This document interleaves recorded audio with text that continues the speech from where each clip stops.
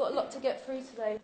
Okay, so carrying on from our lesson last week, we were looking at the key divisions in the early stages of the civil rights movement and the general impact across the board. Sam, come on. Sit up straight. Right, stop slouching.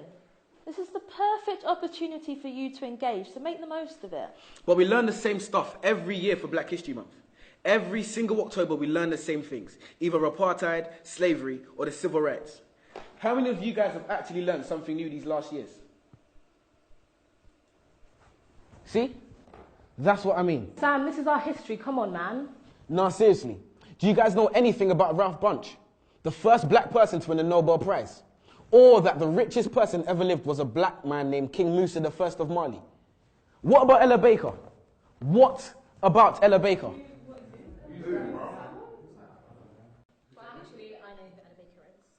One of the most influential women of the civil rights movement.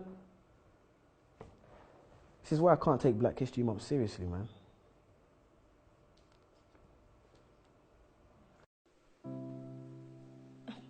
But Samuel, the curriculum is designed to help you think about Black history critically.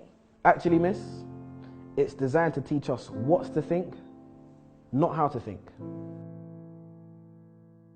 For example, when that light switched, you taught us it was Thomas Edison who made that happen, when ironically it was actually a darker man who made that light flick, Lewis Latimer to be precise.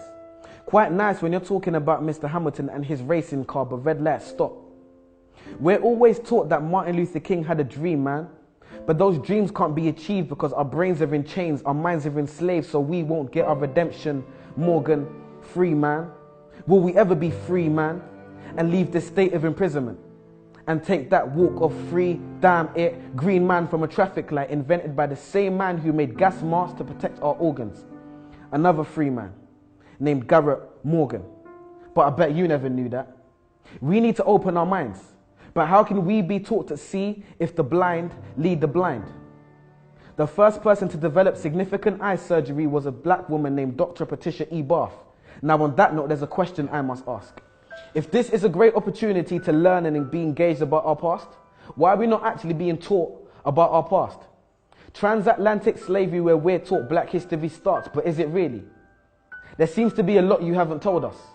And you shut down and hold back on the bold ones who stand against the way you're trying to mold us. Consistent enemies of progress. You're surprised because I know things you don't expect me to know yet. And when I tell you you're wrong for telling me about me, you call it a riot while I call it a protest. The Broadwater Farm riots. The media exacerbate and make it seem like it's a bunch of delinquent youths on the streets, when really the first cause and trigger was death at the hands of the police. We cease to know information and the truth. And that's simply because you withhold information from the youth. Maybe one day we'll be satisfied with how our knowledge of history equates. Well, I'm sure like me, you're waiting for the teacher to fill in that space. So do so then. No answer. Well, maybe I can help and just throw out there some names. Mary Seacole, a Crimean war nurse. Mary Prince, a black female author. To be precise, she was the first. Bernie Grant, influential local activist and respected NP. Trevor McDonald, one of the first black ITN journalists to hit the TV screen. Jamal Edwards and SBTV. And when Fuse ODG brought the Azonto dance to the UK, and my foot swayed to the left and to the right like the wipers of a car's windscreen, and DJ Abrante brought Afro beats to the streets. See, it's funny when we think of our childhood memories. A man who was actually funny, Lenny Henry.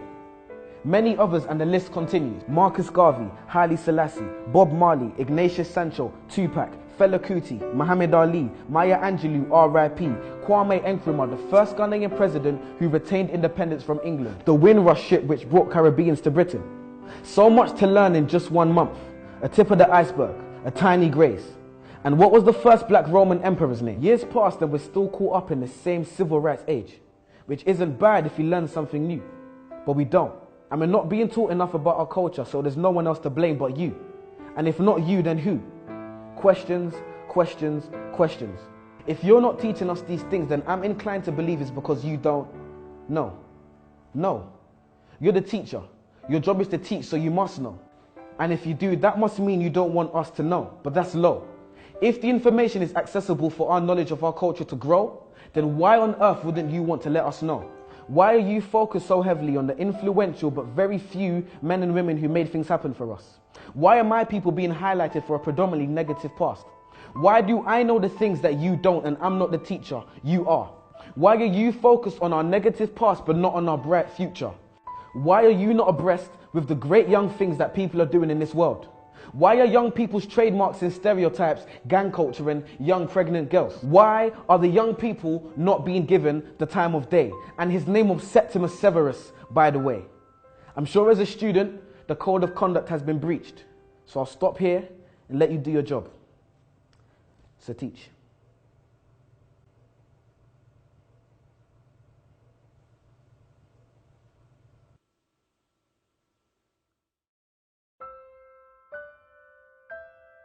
Okay, yo peoples, how's it going? It's your boy Samuel King. This is my poem, What I Wasn't Taught in School. And you're watching Word on the Curb. Plow.